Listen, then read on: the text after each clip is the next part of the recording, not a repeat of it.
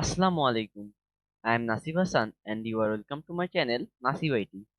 Friends, তোমরা দেখতে পাচ্ছ আমার ডেস্কটপ স্ক্রিনে যে অ্যাপগুলো আছে সেই অ্যাপগুলোর আইকনগুলো কিন্তু অনেক বড় বড় হয়ে গেছে। আমাদের সবাইকে প্রায় মাঝে মাঝে এরকম সমস্যার সম্মুখীন হতে হয়। সো আজকের এই ভিডিওতে আমি তোমাদেরকে এই প্রবলেমটি কিভাবে খুব সহজেই সলভ করা যায় তা দেখাবো, এবং আমি তোমাদেরকে যে প্রসেসটি দেখাবো সেই সেম প্রসেসটি তোমরা সব উইন্ডোজে ব্যবহার করে সমস্যাটি সমাধান করতে পারবে। সো ফ্রেন্ডস, দেরি না করে চলো ভিডিওটি শুরু করা যাক।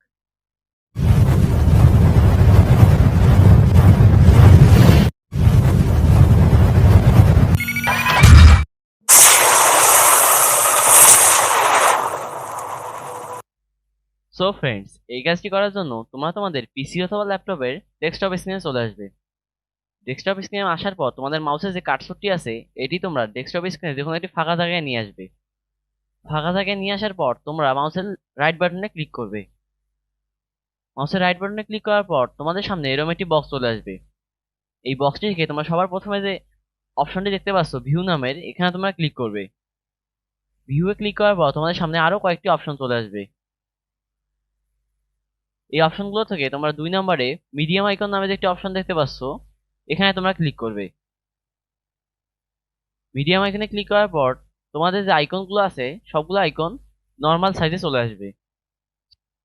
সো ফ্রেন্ডস, এভাবেই তোমরা যে কোনো অ্যাপের আইকনের সাইজ খুব সহজেই ঠিক করতে পারবে।